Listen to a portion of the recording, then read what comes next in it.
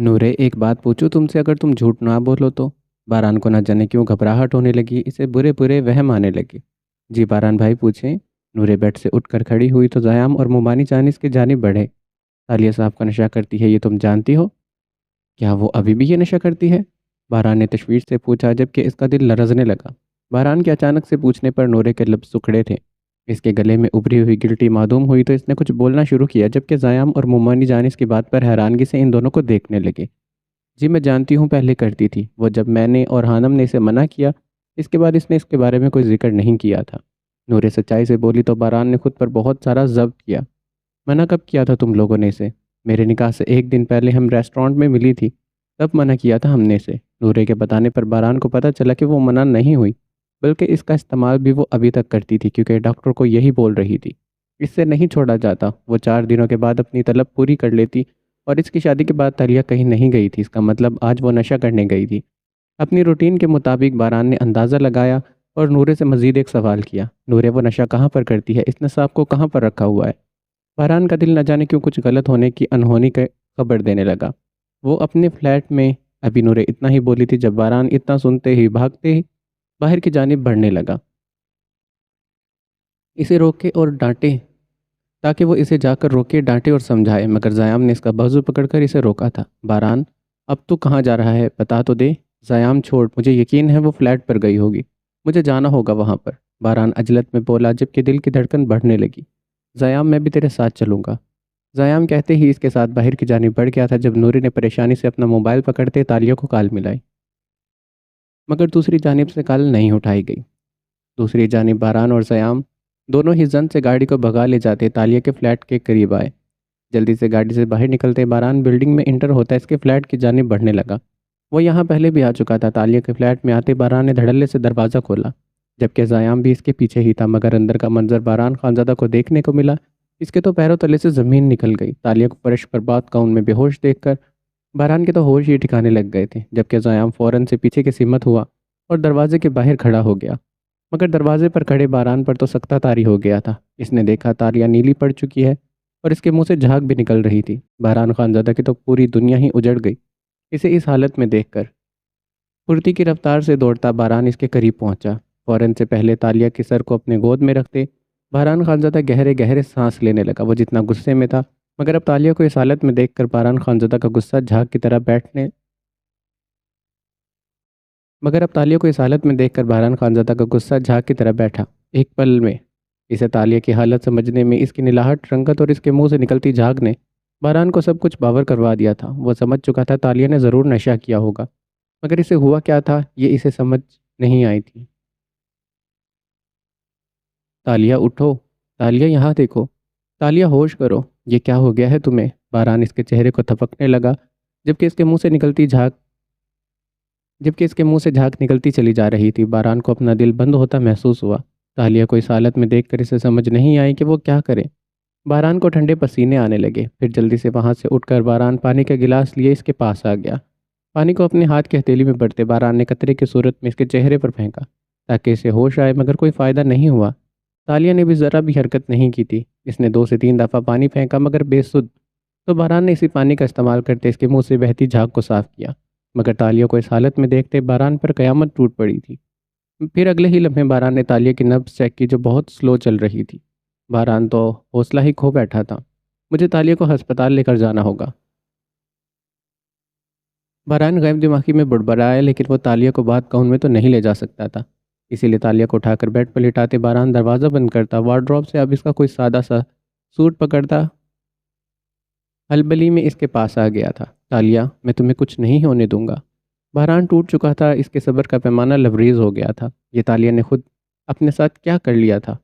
कपड़े पहना कपड़े पहनाते गए, फिर अगले ही लम्हे इसके बेजान वजूद को अपने कसरती बाजू में उठाते बारान बाहर की जानिब बढ़ा था। इसने पाँव की मदद से दरवाज़ा खोला तो ज़याम शाह वहाँ खड़ा दरवाजे के सामने ही था। बहरान, क्या हुआ तालिया को? तालिया ठीक नहीं लग रही। ज़याम ने तालिया की हालत देखी, जो नाकाबिले बयां थी, जबकि इसकी बानिस्बत बारान के हवास ज़्यादा उड़े थे। ज़याम, गाड़ी स्टार्ट करो जल्दी से, तालिया की हालत बिगड़ गई है, हमें जल्दी से अस्पताल जाना होगा। बारान ज़याम को कहता तालिया को अपनी बाहों में लिए फ्लैट से बाहर निकलता। सीढ़ियाँ उतरकर बिल्डिंग से बाहर निकला, जबकि इतनी ही देर में ज़याम गाड़ी स्टार्ट कर चुका था। تیز تیز قدموں سے چلتے گاڑی کے پاس آتے باران نے اسے بیک سیٹ پر لٹایا اور خود اندر بیٹھتا اس کا سر اپنی گود میں رکھ گیا تھا۔ زیام جلدی گاڑی سٹارٹ کر، جلدی ہسپتال پہنچنا ہوگا۔ باران کو تو کچھ سمجھ نہیں آ رہی تھی وہ کیا کرے اور کیا نہ کرے، جبکہ زیام شاہ نے فل سپیڈ پر گاڑی کو دوڑا دیا۔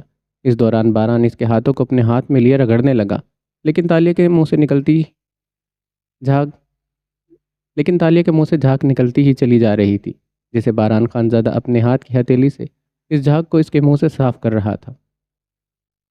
زیام گاڑی کو اڑاتے ہسپتال لے آیا تو باران خانزادہ جلدی سے گاڑی سے باہر نکلتا تالیوں کو باہوں میں بھرے ہوئے ہسپتال کے اندر داخل ہوا۔ ہسپتال میں داخل ہوتے ہی اس نے بلند آوازیں لگانی شروع کر دی، ڈاکٹر ڈاکٹر۔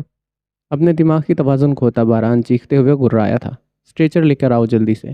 باران اپنے پاس کھڑی ایک نرس کو دیکھتا دھاڑا تھا، مگر ہسپتال میں موجود سب لوگوں کی نظریں باران پر ٹھہری تھی، جس کی حالت تالیہ سے بھی زیادہ بگڑنے لگی تھی۔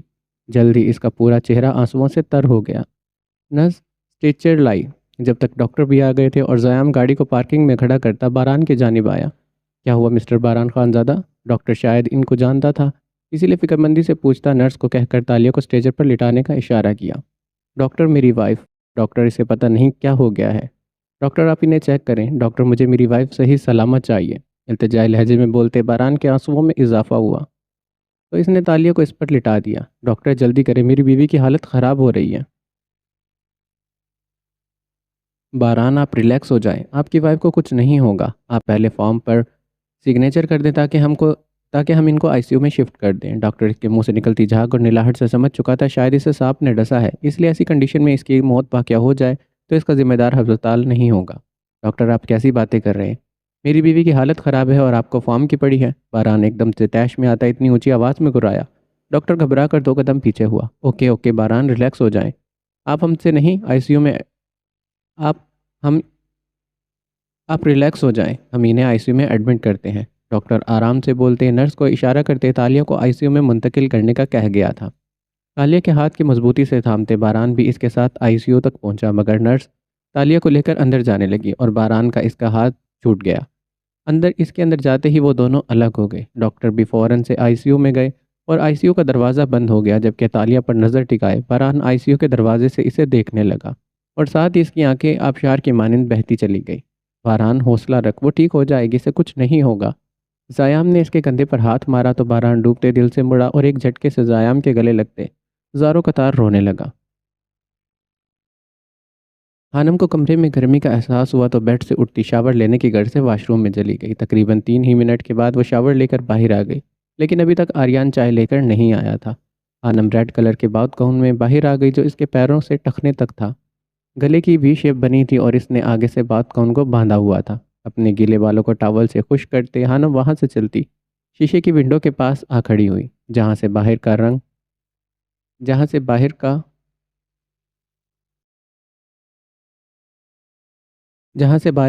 کا سارا منظر دکھائی دے رہا تھا۔ یہ سب اس نے آریان کو آگ لگانے کے لیے کیا تھا۔ وہ جانتی تھی آریان اپنی چیزوں کے بارے میں بہت پوزیسو ہے، وہ کبھی برداشت نہیں کرے گا خانم بات گاؤن پہن کر ونڈو کے پاس کھڑی ہو جائے۔ اس کے پاس لپسٹک نہیں تھی، ورنہ وہ ایک اور ہتھیار کا استعمال کرتی، مگر وہ یہ نہیں جانتی تھی بنا لپسٹک کے بھی وہ کسی ہتھیار سے کم نہیں تھی۔ اپنے سر کو تھوڑا سا پیچھے کی سمت کرتے خانم نے اپنے گیلے بالوں پر ہاتھ چلائے، جب اسی وقت دروازہ کھلا اور آریان پاشا ہاتھ میں چائے کے 2 بنگلیے کمرے میں داخل ہوا۔ وہ چاہتا تو ویٹر کو بلانے کا بول سکتا تھا، مگر وہ خانم کے لیے اب سے سارے کام خود کرنا چاہتا تھا۔ مگر اندر داخل ہوتے پہلی نظر اس کے سامنے دروازے کی جانب پشت کیے خانم پر پڑی، جو اپنی انگلیوں سے اپنے بالوں کو سہلا رہی تھی۔ اس کے بالوں کی خوشبو نے پورے کمرے کو معطر کر دیا تھا۔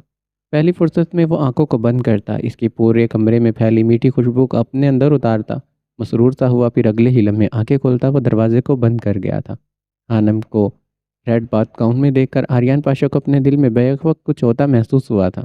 ہاتھوں میں پکڑی ٹرے کو سائڈ ٹیبل پر رکھتے آریان کی نظر جیسے ہی کھلی ونڈو پر پڑی، اسی وقت اسے ایک دم سے غصہ آیا۔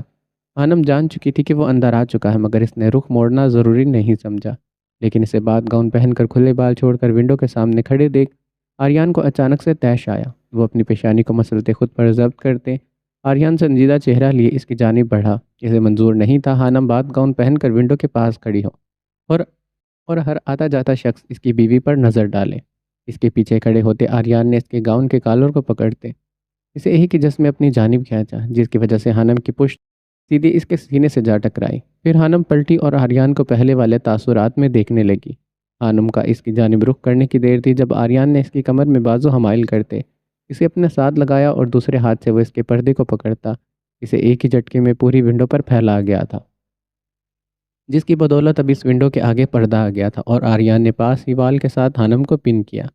ہانم سپاٹ نظروں سے آریان کے چہرے کو دیکھنے لگی جو انتہائی فارمل تھا۔ ہانم تم جانتی ہو مجھے گوارا نہیں ہے کوئی میری چیز پر نظر ڈالے۔ ہانم کی آنکھوں میں آنکھیں ڈالے آریان نے مصنوعی سختی سے کہا۔ کافی فاصلہ ہونے کے باوجود بھی ہانم کے بھیگے جسم سے اٹھتی مہک آریان کو اپنے حواسوں پر چاہتی محسوس ہو رہی تھی۔ عجیب تھی، وہ دور جانے کا بھی کہتی تھی اور پاس آنے کو بہکاوا بھی خود ہی دیتی تھی۔ جانتی ہوں میں آریان پاشو کو اپنی چیزوں پر کسی کی نظر نہیں برداشت۔ اپنی گردن پر ہاتھ پھیرتے ہانم نے ایک ادا سے کہا تو آریان خود کو اس پر ہارتا محسوس کرنے لگا کیونکہ وہ اپنی جان لیوا اداؤں کے تیر چلانے لگی تھی۔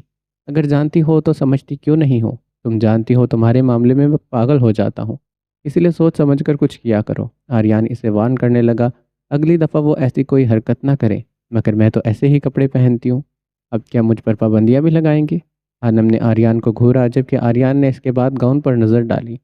ہونٹوں کو ایک دوسرے میں بھینچتے اس نے اپنے امڑتے جذبات کو کنٹرول کیا۔ اگر تمہیں ایسے ہی کپڑے پہننے ہیں تو صرف میرے سامنے پہنو، باہر ایسے کپڑے پہن کر میں تمہیں جاتے نہ دیکھوں۔ میرے سامنے تم کچھ بھی پہن سکتی ہو، تم پر کوئی پابندی نہیں ہے، مگر تم باہر جاتے اپنے لباس کا اچھا چناؤ کرو گی۔ آریان کے سنجیدہ لہجے میں کہنے پر ہانم کی گال ایک دم سے ہیٹ ہوتے سرخ ہوئے تھے۔ آپ صرف اپنے مطلب کی بات کر رہے ہیں، ہانم زمانی لہجے میں بولی تو آریان کے سنجیدہ چہرے پر اچانک سے ہلکی مسکراہٹ آئی تھی۔ میں دونوں کے مطلب کی بات کر رہا ہوں، تم اپنا شوق پورا کر لو اور میں اپنا۔ آریان نے اسی کے انداز میں زمانی کہا جبکہ ہانم کے بھیگے بھیگے نقوش آریان کو اپنی جانب دھکیلنے لگے۔ ہانم جواباً نظر جھکا کر شرماتی کچھ نہ بولی تو آریان نے اپنے اور اس کے درمیان فاصلہ طے کیا اور اس کی جانب بڑھا اور آنکھوں کو بند کرتے اسے اپنے پاس محسوس کرنے لگا۔ وہ فاصلہ مٹا چکا تھا جسے ہانم قائم رکھنا چاہتی تھی۔ ہانم نے اعتراض کرنے کے لیے منہ اوپر اٹھایا تو آریان نے اسے تھوڑی سے پکڑا، اس سے پہلے کہ وہ مدہوش ہوتی کو جسارت کرتا۔ اسی وقت بیڈ پر پڑا اس کا موبائل رنگ ہوا اور ایک ساتھ دونوں کا سکتہ ٹوٹا تھا۔ ہانم سے دور ہوتے اس نے بیڈ پر جھک کر اپنا موبائل اٹھا کر دیکھا جہاں زیام کالنگ لکھا آ رہا تھا تو آریان نے کال کو پک کرتے اپنے کان کو لگایا۔ زیام تجھے چین نہیں ہے کیا؟ زیام کا غلط ٹائم پر کال کرنا آریان کو خاصا پسند نہیں آیا تھا، اس لیے دھیمی آواز میں چڑھ کر بولا، مگر دوسری جانب سے زیام شاہ کی بات سنتے آریان کے ہونٹوں پر ایلفی لگی تھی۔ آریان، تالیہ بہت سیریس کنڈیشن میں ہے، ہانم کو لے کر ہسپتال آ جا، میں تجھے لوکیشن بھیجتا ہوں۔ زیام نے کہتے جھٹ سے کال کٹ کرتے اسے لوکیشن سینڈ کی جبکہ آریان تو اس کے الفاظوں میں ہی کھو گیا تھا۔ ابھی تو کچھ پل پہلے تالیہ ٹھیک تھی، پھر ہی اچانک سے اسے کیا ہو گیا؟ آریان کیا ہوا ہے؟ کس کی کال تھی؟ ہانم نے اس کے پریشان چہرے کی طرف دیکھتے پوچھا تو آریان جلدی سے ہانم کو بتانے لگا۔ زیام کی کال تھی، وہ بول رہا تھا تالیہ کی کنڈیشن بہت سیریس ہے، وہ ہسپتال میں ہے۔ آریان کے بتانے پر ہانم کے چہرے پر ایک ڈھیروں ساری پریشانی آئی تھی۔ آریان کیا ہوا تالیہ کو؟ ابھی ٹھیک تھی، اچانک سے کیا ہو گیا؟ آریان بولے نا، زیام نے کیا بتایا تالیہ کے بارے میں؟ ہانم کو ایک دم سے جیسے صدمہ لگا تھا۔ ہانم، اس نے مزید کچھ نہیں بتایا، بس ہسپتال آنے کو بولا ہے، تو پھر چلے نا جلدی۔ تالیہ کی کنڈیشن سیریس تھی جسے سن کر ہانم کا دل لرزنے لگا۔ رکو ہانم، کپڑے تو بدل لاؤ۔ آریان نے اس کی توجہ اس کے لباس کی جانب دلوائی تو ہانم جلدی سے واش روم میں جاتی اپنے کپڑے بدل کر آتی، اس کے ساتھ ہوٹل سے باہر نکلتی ہسپتال کی جانب بڑھ گئی تھی۔ پاشا صاحب، ان کی وائف مامو جان اور مومانی جان اور نورے بھی ہسپتال آ چکے تھے۔ تالیہ کی کنڈیشن نے ان سب کو جھٹکا دیا تھا، اور تو اور ڈاکٹر کوئی امید بھی نہیں دے کر گیا تھا، اس کا علاج ابھی جاری تھا۔ باران مجنوؤں سے دیوار کے ساتھ ٹیک لگائے اور زیام اس کے ساتھ بیٹھا اسے سنبھالنے لگا جس کا دل بس پھٹنے کے قریب تھا۔ ڈاکٹر باہر بھی آئے تھے مگر کوئی امید نہیں دے کر گئے تھے، جس کی وجہ سے باران بے جان ہونے لگا۔ اسے پہلے کیوں نہیں پتہ چلا اس بارے میں، اور جب اسے حقیقت کا پتہ چلا تو تب وہ حقیقت ہی اس پر الٹ پڑی تھی۔ باران خاموش آنسو بہاتا چلا گیا جبکہ اس کا دل بڑھتا ہی چلا گیا۔ اگر اسے اس کی محبت مل گئی تھی تو پھر یہ آزمائش کیسی تھی؟ کیوں ہوا باران کے ساتھ ایسا؟ اسے تالیہ چاہیے تھی، صحیح سلامت چاہیے تھی۔ وہ سب آئی سی یو کے باہر ٹہلتے ڈاکٹر کا انتظار کرنے لگے جبکہ نورے کی ہچکیاں پورے ایریے میں گونجنے لگی۔ تالیہ تو اس کی جان تھی، نورے کیسے برداشت کر لیتی تالیہ کو کچھ ہو جائے۔ اتنی ہی دیر میں آریان اور ہانم بھی آ گئے۔ ہانم کو اپنی جانب آتے دیکھ نورے تو اس کے پاس آتے جھٹکے سے اس کے ساتھ لپک کر اونچا اونچا رونے لگی اور آریان گمسم بے جان فرش پر بیٹھے آریان کی جانب بڑھا۔ آریان اس کی جانب بڑھا، اس کے کندھے پر ہاتھ رکھنے لگا۔ جب باران اسی وقت مڑتا اس کے گلے لگتا، بلک بلک کر رونے لگ پڑا۔ وہ کس کو سناتا اپنی تکلیف، کس قدر دکھ سے گزر رہا تھا وہ اس وقت۔ آریان باران کو حوصلہ دینے لگا۔ جب آئی سی یو کا دروازہ کھلا اور ڈاکٹر باہر آئے تو ان کے باہر آتے ہی باران فوراً سے اٹھتا، ان کی جانب لپکا تھا۔ ڈاکٹر، میری وائف۔ باران بولنے لگا مگر اس کا سانس اس کے حلق میں ہی اٹک گیا۔ ڈاکٹر، میری وائف؟ ڈاکٹر، وہ کیسی ہے؟ ڈاکٹر، وہ ٹھیک تو ہے نا؟ باران کا سانس اکھڑنے لگا جس کی وجہ سے وہ اٹک اٹک کر بول رہا تھا۔ دیکھیں، خود کو مضبوط رکھیں، ہم کوئی امید نہیں دے سکتے کیونکہ ان کی کنڈیشن بہت سیریس ہے، ڈاکٹر افسردہ لہجے میں بولا۔ جبکہ وہ سب ڈاکٹر کی بات سن کر ایک ساتھ چل ہوئے۔ باران کو تو ایسے لگا جیسے کسی نے اس کی سانسیں چھین لی ہوں، جیسے زندگی نے اس کے منہ پر ایک شاندار تھپڑ مارا ہو۔ ڈاکٹر، یہ کیا بول رہے ہیں؟ ڈاکٹر، میری وائف کو کچھ نہیں ہونا چاہیے، ڈاکٹر مجھے وہ صحیح سلامت چاہیے، ڈاکٹر اسے کچھ نہ ہو۔ باران ڈاکٹر کے آگے ہاتھ جوڑتا التجا کرنے لگا تو ڈاکٹر نے اس کے ہاتھوں کو تھاما تھا۔ باران، ہمت رکھیں اور دعا کریں کہ وہ جلدی ٹھیک ہو جائے۔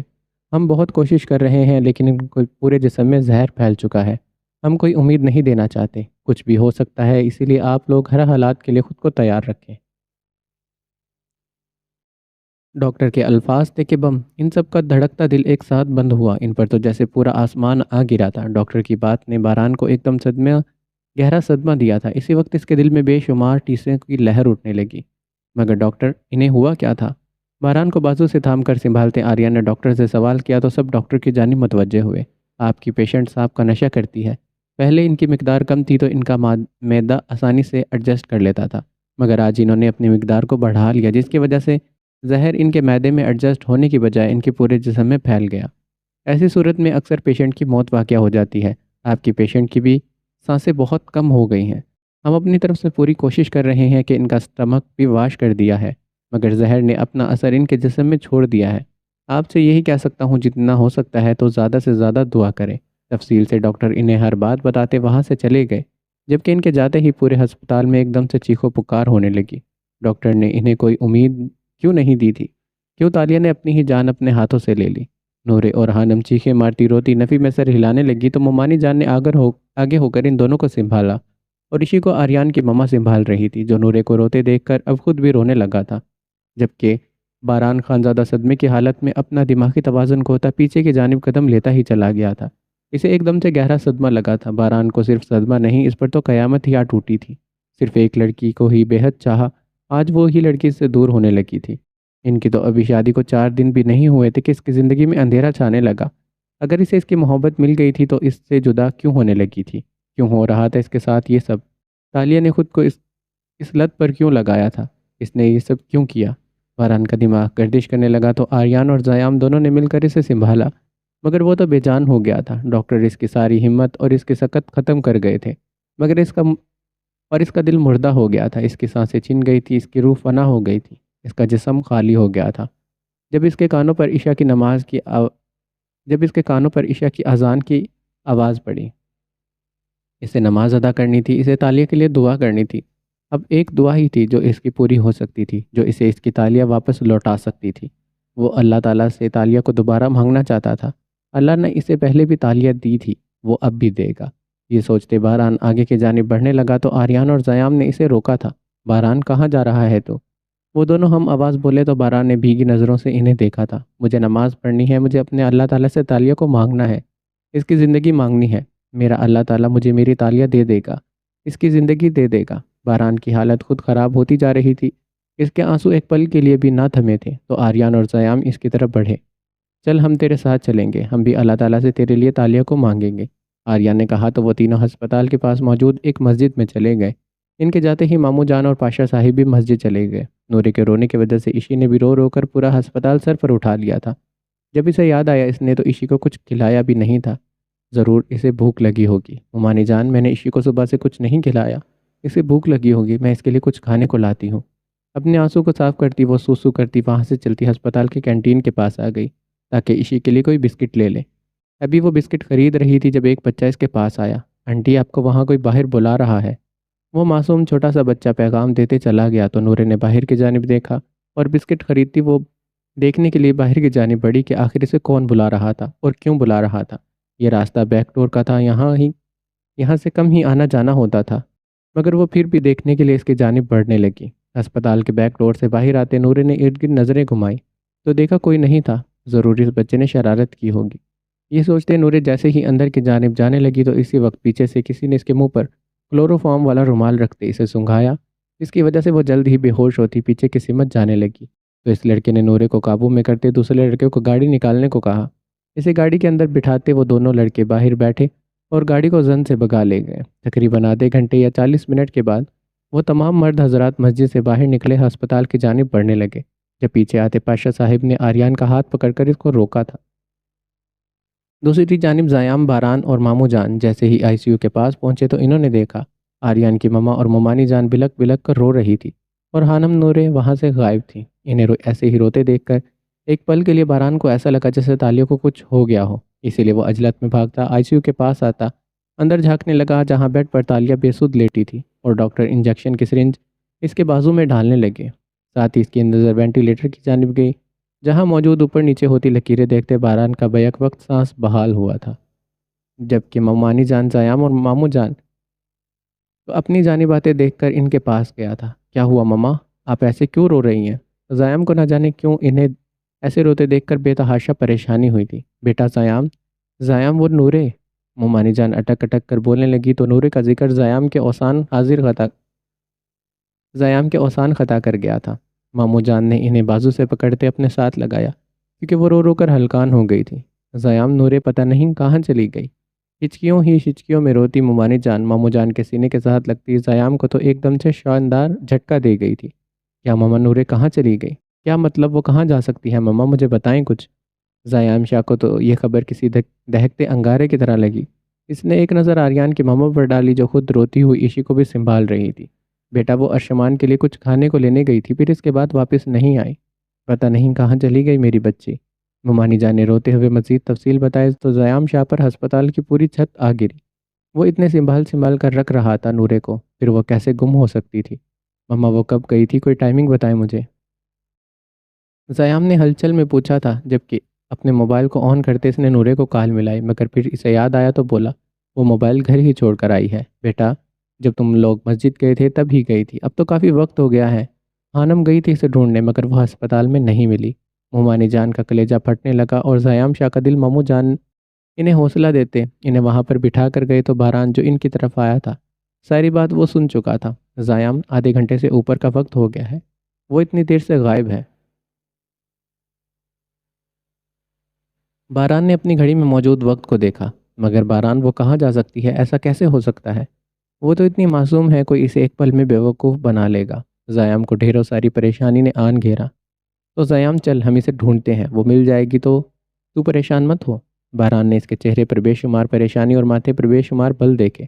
نہیں باران، تو یہاں پر ٹھہر تالیہ کے پاس، میں اور بابا جاتے ہیں، تو فکر مت کر۔ میں ہانم کو کال کرتا ہوں، اس سے پوچھتا ہوں وہ کہاں ہے۔ زیام نے عجلت میں باران سے کہا اور جلدی سے ہانم کا نمبر ڈائل کرتے وہ اپنے بابا کے ساتھ باہر کی طرف بڑھ گیا تھا۔ ہانم سے کال پر بات کرتے اسے پتہ چلا تھا اس نے سی سی ٹی وی فوٹیج دیکھی تھی جس میں دو لڑکے نورے کو بے ہوش کرتے اسے گاڑی میں بٹھا کر لے گئے تھے۔ ہانم نے جاری کو کہہ کر نورے کا پتہ لگوانے کو بول دیا تھا، وہ خود بھی نورے کی تلاش کر رہی تھی، اس لیے اس نے زیام کو بھی وہیں پر آنے کا بول دیا تھا۔ یہاں آؤ نا تم ذرا، سخت نظروں سے اسے دیکھتے پاشا صاحب نے اسے راستے میں ہی روک لیا تھا۔ آریان اپنے بابا کی جانب متوجہ ہوا، وہ سمجھ چکا تھا ان کے سخت تاثرات کی وجہ۔ کہاں تھے تم اور کہاں سے آ رہے ہو؟ پاشا صاحب کے سپاٹ لہجے میں پوچھنے پر آریان تذب بذب کا شکار ہوا۔ میں ہانم کے ساتھ تھا، آریان نارمل لہجے میں بولا تو پاشا صاحب کی پیشانی پر بل پڑے۔ اور ہانم کہاں تھی؟ ہانم میرے ساتھ تھی، آریان ایک پل کو فارمل لہجے میں بولا۔ جانتا تھا کرنل انکل ابھی تک نہیں بتایا اس کے بابا کو۔ اچھا، اور تم دونوں کہاں تھے؟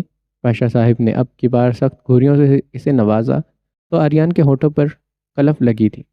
اس سے پہلے کہ وہ کچھ کہتا اسی وقت کرنل انکل ہسپتال میں داخل ہوتے انہیں دیکھنے لگے۔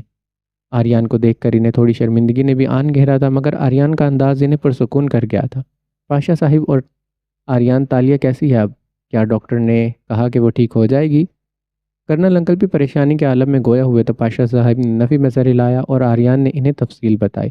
اس کے بعد وہ تینوں آئی سی یو کی جانب بڑھے تھے، جہاں ڈاکٹر آئی سی یو سے باہر آتے انہیں کچھ بتانے لگے۔ باران، آپ پریشان مت ہو، ہم نے انجیکشن کے ذریعے ان کی باڈی سے زہر تو نکال دیا ہے، مگر انہیں ہوش ابھی تک نہیں آیا۔ ان کا سٹمک بھی دوبارہ سے واش کیا گیا ہے، ان کی حالت بہت خراب ہو گئی تھی جس کی وجہ سے انہیں ڈرپ لگی ہے، دعا کریں انہیں ہوش آ جائے۔ اب کی بار ڈاکٹر کے الفاظ تھوڑے سے تسلی بھرے تھے، باران کی حالت بھی کچھ سنبھلی، خطرہ ابھی بھی تھا مگر پہلے جتنا نہیں تھا۔ ڈاکٹر، میں اس سے ایک بار مل سکتا ہوں؟ باران کی نظر بار بار آئی سی یو کے اندر لیٹی بے جان وجود پر اٹھنے لگی۔ جی مل لیں، مگر صرف کوئی ایک فرد ہی اندر جا سکتا ہے، باقی سب یہیں پر رہیں۔ ڈاکٹر بولتے باہر چلے گئے جبکہ باران اندر کی جانب بڑھ گیا۔ آریان اپنی مما کی جانب گیا۔ مما یہ سب کہاں چلی گئے؟ نظر کیوں نہیں آ رہے؟ اور ہانم کہاں چلی گئی ہے؟ آریان نے اس دوران ایک نظر زیام کی مما پر بھی ڈالی جو پریشان بیٹھی تھی۔ بیٹا وہ نورے پتہ نہیں کہاں کھو گئی ہے، سب اسے ہی ڈھونڈنے گئے ہیں اور ہانم بھی ان کے ساتھ گئی ہے۔ کیا نورے غائب ہے؟ اور زیام اور ہانم کہاں گئے ہیں؟ آریان بھی صحیح معنوں میں پریشان ہوا تھا اور ساتھ ہی زیام کو کال ملاتے وہ بھی باہر کی جانب بڑھ گیا تھا۔ یہ ان سب کے ساتھ کیا ہو رہا تھا؟ ایک کے بعد ایک پریشانی ان کی زندگی میں آ گئی تھی۔ نہ جانے کس کی نظر لگ گئی تھی ان تینوں دوستوں کو جو ایک ساتھ ٹینشنوں نے ان کی زندگی میں ڈھیرے ڈال دیے تھے۔ آنم نے ٹارچ مارتے اس سنسان روڈ کو اس گاڑی کے پیچھے کیا، ٹائر کے نشانات دیکھے مگر جہاں سے روڈ تقسیم ہو گیا تھا وہاں پر اس گاڑی کے نشانات غائب تھے، جسے دیکھ کر ہانم اور زیام کو جو امید ملی تھی وہ بھی کھو گئی۔ زیام، میں تمہیں کہا بھی تھا اس کی باڈی میں جی پی ایس فٹ کر دینا، میں جانتا تھا اس کا باپ ابھی تک اس کی تلاش میں ہے۔ نورے کی کڈنیپنگ ہوئی ہے، ضرور ان سب کے پیچھے اس کے باپ کا ہاتھ ہے۔ مامون جان نے اپنے نظریے کے مطابق انہیں بتایا تو اس کے باپ کا ذکر سن کر زیام کو بے تحاشا طیش آیا، جب اتنی ہی دیر میں آریان پاشا بھی وہاں پر پہنچ گیا تھا۔ چھوڑو مجھے، کون لوگ ہو تم؟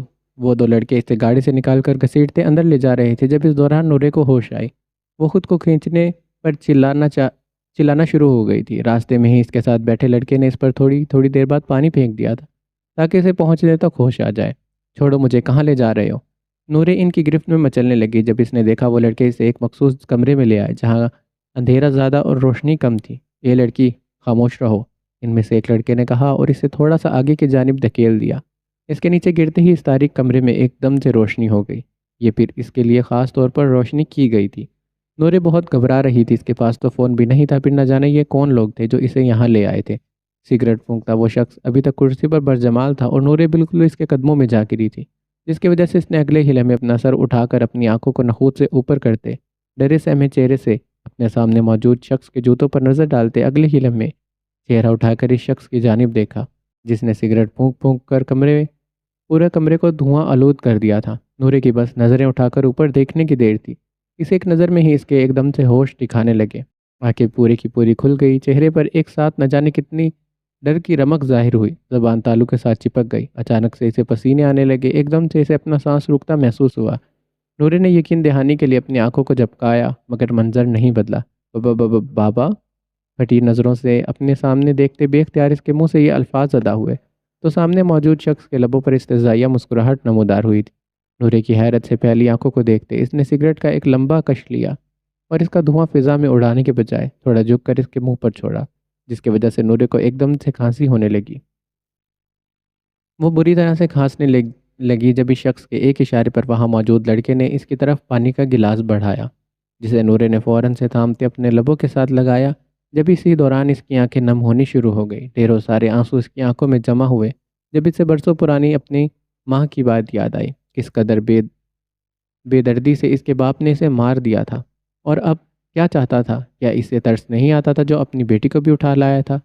کیسا لگا سرپرائز میری گڑیا کو؟ طاہرانہ مسکراتے اس شخص نے اگلے ہی لمحے نورے کے بالوں کو اپنے ہاتھ میں پھنساتے اسے کراہنے پر مجبور کر دیا۔ کیسا ظالم باپ تھا، اپنی ہی بیٹی کو درد دے رہا تھا۔ چھوڑے مجھے بابا، مجھے درد ہو رہی ہے۔ نورے کے سارے بال ہی اس جلاد کے ہاتھ میں تھے جس کی وجہ سے اسے اپنے سر پر ٹیسے اڑتی محسوس ہوئی تھی۔ بہت شاطر نکلی، تو بھی اپنی ماں کی طرح باپ کو دھوکہ دے کر غائب ہو گئی، وہ شخص ذہنی انداز میں بولا۔ اور وہ کس دھوکے کی بات کر رہا تھا؟ وہ دھوکہ جو اس نے اپنی بیوی اور بیٹی کو دیا تھا، ایک گھٹیا شوہر اور باپ ہونے کا دھوکہ۔ ماما مجھے چھوڑ دیں بابا، میں نے کوئی دھوکہ نہیں کیا۔ نورے کو نہ جانے کیوں اس شخص سے اتنا خوف آنے لگا، وہ اگر اس کی ماں کو مار سکتا ہے تو اس کو بھی مار سکتا ہے۔ اس کی ماں کا قاتل تھا وہ شخص، اسے گھبرانا نہیں چاہیے تھا بلکہ ڈٹ کر مقابلہ کرنا چاہیے تھا۔ نورے کے بال ابھی بھی اس کے ہاتھ میں تھے جب نورے کے جسم پر لرزہ طاری ہونے لگا، اس کی آنکھیں آبشار کی مانند بہنے لگی۔ خاموش، بالکل خاموش، تمہاری آواز بھی نہ آئے مجھے۔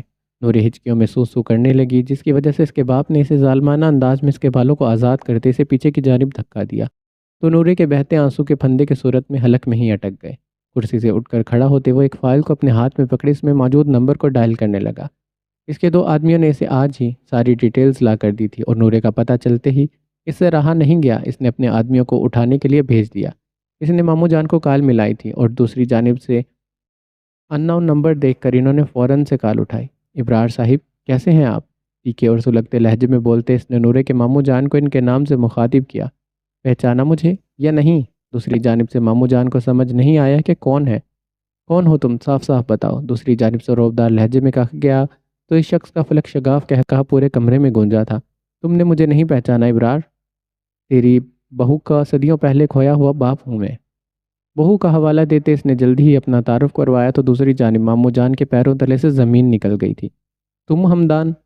ماموں جان حیران ہو کر بولتے زیام کے کہنے پر موبائل کو اسپیکر پر کر گئے تھے۔ بالکل، میں ہمدان، نورے کا باپ۔ اس نے پھر سے ایک کہکا لگایا۔ نورے کہاں ہے ہمدان؟ دیکھ مجھے بتا دے نورے کہاں ہے ورنہ میں تجھے چھوڑوں گا نہیں، ماموں جان وارن کرتے لہجے میں بولے تھے۔ فکر کیوں کرتے ہو سالے صاحب، تیری بہن کی طرح تیری بہو کو بھی ماروں گا نہیں۔ بس تیری بہو کے پاس میری اکلوتی بیوی کے جائیداد ہے جو وہ اپنے مائکے سے لائی تھی، مجھے تو بس وہ چاہیے۔ کتنے ہی سالوں سے اس کا باپ اس کی ماں کی ڈھیروں ساری جائیداد کے لیے اس کی تلاش میں تھا۔ لالچی گھٹیا انسان، تو کبھی نہیں سدھرے گا، تجھے جائیداد چاہیے نا؟ تھوک کی طرح تیرے منہ پر پھینکے گی میری، مگر میری بیٹی کو کچھ نہیں ہونا چاہیے، سن لیا تو نے؟ ماموں جان تو بڑھک ہی پڑے تھے۔ پرسکون ہو جاؤ سالے صاحب، تیری بہو محفوظ ہے تب تک جب تک تم لوگ اپنی بھی ساری پراپرٹی میرے نام نہیں کر دیتے۔ اس نے ایک اور دھماکہ کیا۔ اس قدر لالچی شخص تھا وہ، اس کا باپ محض اپنی ضرورتوں کو پورا کرنے کے لیے انہیں کنگال تک کر دینا چاہتا تھا۔ تیرا دماغ تو ٹھیک ہے نا؟ پہلے تجھے مریم کی پراپرٹی چاہیے تھی اور اب تجھے ہماری بھی پراپرٹی چاہیے؟ ماموں جان تڑک کر بولے، جانتے تھے اس گھٹیا شخص کو جسے اپنی بیٹی کی تو کوئی فکر نہیں تھی، اگر اسے پراپرٹی نہ دی تو وہ نورے کو بھی مار سکتا تھا۔ نورے کی ماں کی ساری پراپرٹی نورے کے نام تھی، جس کے کاغذات اس کا باپ پہلے ہی بنوا چکا تھا۔ اگر ساری پراپرٹی دینے کو تیار نہیں ہے تو ٹھیک ہے، اگر ساری پراپرٹی دینے کو تیار ہو تو ٹھیک ہے، ورنہ گن میرے ہاتھ میں ہے، میں کسی بھی وقت گولی چلا سکتا ہوں۔